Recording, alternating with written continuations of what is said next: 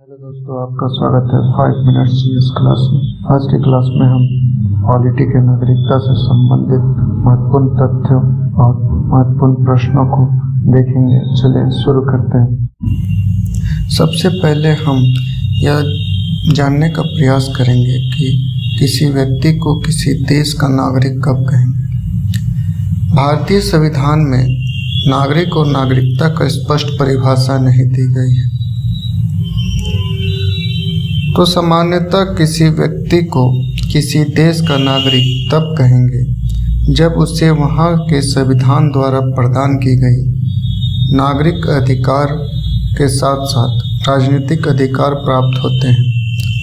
राजनीतिक अधिकार का मतलब है उस देश के शासन व्यवस्था में भागीदार होने की स्वतंत्रता। अब इसे इस तरह समझें कि आप और हम भारत के नागरिक हैं, तभी हमें निर्वाचन करने या फिर चुनाव लड़ने का अधिकार प्राप्त होते हैं। इस तरह हम भारत के शासन व्यवस्था में भागीदारी निभाते हैं। भारतीय संविधान के भाग 2 के अनुच्छेद 5 से अनुच्छेद 11 तक नागरिकता संबंधित प्रावधानों का उल्लेख किया गया है। एक देश एक नागरिकता। भारतीय संविधान एकल नागरिकता का प्रावधान करता है, जिसका अर्थ है सभी देश के नागरिक होंगे, न कि राज्यों के, और केवल एक समय में एक देश के नागरिक होंगे, अन्य देश के नहीं। नागरिकता संबंधित प्रावधान। अनुच्छेद 5 अधिवास द्वारा नागरिकता। अनुच्छेद 5 में कहा गया है कि कोई व्यक्ति भारत का नागरिक होगा जब 3 शर्तें पूरी करता हो। पहली शर्त, वो भारत के राज्य क्षेत्र में जन्मा हो। दूसरी शर्त, उसके माता पिता में से कोई एक भारत राज्य क्षेत्र में जन्मा हो। और तीसरा, संविधान लागू होने से पहले कम से कम 5 वर्षों तक साधारण तौर पर भारत का निवासी रहा हो। ये सभी शर्तें पूरी करने वाला व्यक्ति भारत का नागरिक कहलाएगा। नेक्स्ट, अनुच्छेद 6 में पाकिस्तान से भारत प्रवासन करके आए लोगों की नागरिकता संबंधित शर्तें लिखी गई है। नेक्स्ट, अनुच्छेद 7 में पाकिस्तान को प्रवासन कर गए व्यक्तियों की नागरिकता संबंधित बातें लिखी गई है। अनुच्छेद 8 में भारत से बाहर रह रहे भारतीय मूल के लोगों से संबंधित नागरिकता शर्तें लिखी गई है। अनुच्छेद 9 नागरिकता समाप्ति से संबंधित है। इसमें लिखा हुआ है कि किसी देश की नागरिकता स्वेच्छा से अर्जित करने पर भारतीय नागरिकता स्वतः समाप्त हो जाएगी। अनुच्छेद 10 किसी नागरिक की नागरिकता का अधिकार संसदीय विधान के अलावा किसी अन्य के द्वारा नहीं छीना जा सकता।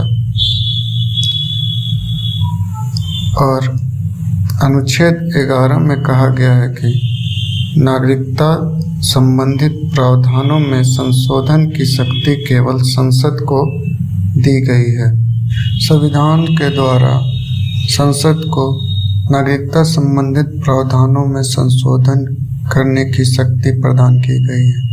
अतः नागरिकता संबंधित प्रावधानों को स्पष्ट करने के लिए संसद ने नागरिकता अधिनियम 1955 लागू किया, जिसके बाद से आवश्यकता अनुसार समय समय पर इसमें संशोधन होते आए हैं। चलिए नागरिकता अधिनियम 1955 को संक्षिप्त रूप में समझने का प्रयास करते हैं। नागरिकता अधिनियम 1955 की धारा 3 से 7 में भारतीय नागरिकता अर्जन करने हेतु शर्तें दी गई है। पहली शर्त है जन्म से नागरिकता। दूसरी है वंश के आधार पर नागरिकता। तीसरी है पंजीकरण के आधार पर नागरिकता। चौथी, देशीकरण के द्वारा नागरिकता। पांचवी, किसी क्षेत्र के भारत का भाग बनने पर सरकार तय करेगी कौन सा भूभाग का व्यक्ति भारत का नागरिक होगा। नागरिकता अधिनियम 1955 के धारा 8 से 10 के बीच नागरिकता समाप्त होने की स्थितियां बताई गई हैं। पहली है नागरिकता के प्रत्याग करने से। दूसरी है किसी अन्य देश की नागरिकता स्वीकार करने से। तीसरी है भारतीय संविधान का अनादर, अनिष्टा आदि के आधार पर भारत सरकार के द्वारा किसी व्यक्ति को नागरिकता से वंचित किया जा सकता है। ये अब नागरिकता से संबंधित महत्वपूर्ण प्रश्नों को एक एक करके देखते हैं। तो पहला प्रश्न है, भारतीय संविधान निम्न में से कौन सी नागरिकता प्रदान करता है?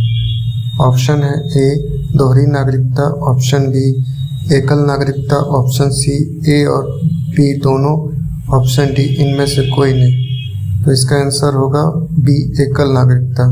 दूसरा क्वेश्चन है, नागरिकता संबंधित प्रावधान में संशोधन का अधिकार प्राप्त है। ऑप्शन है ए राज्य विधानसभा को, ऑप्शन बी संसद को, ऑप्शन सी उपरोक्त दोनों को, ऑप्शन डी इनमें से कोई नहीं। तो इसका आंसर होगा बी संसद को। तीसरा क्वेश्चन है, भारत के नागरिकता प्राप्त नहीं की जा सकती है। ऑप्शन है ए जन्म के द्वारा, ऑप्शन बी वंशक्रम के द्वारा, ऑप्शन सी पंजीकरण के द्वारा, ऑप्शन डी भारतीय बैंक में धन जमा करके। आंसर होगा डी भारतीय बैंक में धन जमा करके। चौथा क्वेश्चन है, भारत की नागरिकता समाप्त हो सकता है। ऑप्शन है ए नागरिकता प्रत्याग करने पर, ऑप्शन बी अन्य देश की नागरिकता स्वीकार करने पर, ऑप्शन सी भारतीय संविधान के प्रति अनादर, अनिष्टा के आधार पर सरकार द्वारा नागरिकता से वंचित किया जाना, ऑप्शन डी उपरोक्त सभी। तो इसका आंसर होगा डी उपरोक्त सभी। नेक्स्ट क्वेश्चन है, नागरिकता संबंधित प्रावधानों में सर्वप्रथम संशोधन किया गया। ऑप्शन है ए 1955 में, ऑप्शन बी 1977 में, ऑप्शन सी 2000 में, ऑप्शन डी 2019 में। तो इसका आंसर होगा ए 1955 में। नागरिकता संबंधित प्रावधानों को स्पष्ट करने के लिए 1955 में संसद के द्वारा नागरिकता अधिनियम 1955 को पारित किया गया। नेक्स्ट क्वेश्चन है, भारतीय संविधान में नागरिकता की परिभाषा किस अनुच्छेद में दी गई है? ऑप्शन ए अनुच्छेद 5, ऑप्शन बी अनुच्छेद 6, ऑप्शन सी अनुच्छेद 7, ऑप्शन डी इनमें से कोई नहीं। तो इसका आंसर होगा डी इनमें से कोई नहीं। भारतीय संविधान के द्वारा नागरिकता को परिभाषित नहीं किया गया है। क्वेश्चन है, नागरिकता प्राप्त करने हेतु शर्तें निर्धारित करता है। ऑप्शन है ए राष्ट्रपति, ऑप्शन बी केंद्र सरकार, ऑप्शन सी संसद, ऑप्शन डी विधानमंडल। तो इसका आंसर होगा सी संसद, क्योंकि संसद को ही नागरिकता संबंधित प्रावधानों में संशोधन करने का अधिकार प्राप्त है। क्वेश्चन है, पाकिस्तान से भारत आए लोगों की नागरिकता संबंधित प्रावधान किस अनुच्छेद में वर्णित है? ऑप्शन है ए अनुच्छेद 6, ऑप्शन बी अनुच्छेद 7, ऑप्शन सी अनुच्छेद 8, ऑप्शन डी अनुच्छेद 9। तो इसका आंसर होगा ए अनुच्छेद 6। विभाजन के पश्चात पाकिस्तान से भारत आए लोगों की नागरिकता संबंधित प्रावधान अनुच्छेद 6 में की गई है। क्वेश्चन है, संविधान के किस अनुच्छेद के तहत संसद को नागरिकता संबंधित प्रावधानों में संशोधन करने की शक्ति प्राप्त होती है? ऑप्शन है ए अनुच्छेद 5, ऑप्शन बी अनुच्छेद 6, ऑप्शन सी अनुच्छेद 8, ऑप्शन डी अनुच्छेद 11। तो इसका आंसर होगा डी अनुच्छेद 11। संविधान के अनुच्छेद 11 के तहत संसद को नागरिकता संबंधित प्रावधानों में संशोधन करने की शक्ति प्राप्त होती है। नेक्स्ट क्वेश्चन है, भारत में एकल नागरिकता किस देश से प्रेरित है? ऑप्शन है A Canada, B America, C Britain, D France. तो इसका आंसर होगा सी ब्रिटेन।